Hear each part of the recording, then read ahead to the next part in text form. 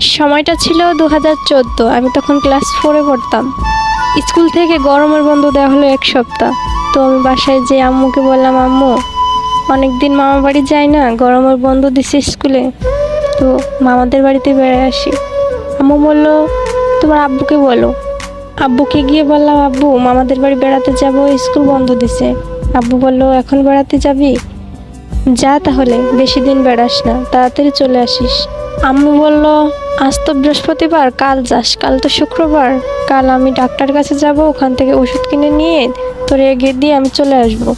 খুশিতে আমি আত্মহারা, তাড়াতাড়ি গিয়ে ব্যাগ টেক গুছিয়ে রেখে দিলাম, পরের দিন সকালে যেতে হবে। মামাদের বাসা আমাদের বাসা থেকে বেশি দূর না, 20 টাকার ভাড়া। আম্মু ওষুধ কিনে আমাকে মামা বাড়ি রেখে বাসায় চলে গেল। দিনটা খুব ভালোই কাটছিল আমার মামা বাড়ি গিয়ে। আমরা 1 বছর কয়জন ছিলাম, মামাতো ভাই মামাতো বোন। অনেক ভালো লাগতো মামাদের বাড়ি।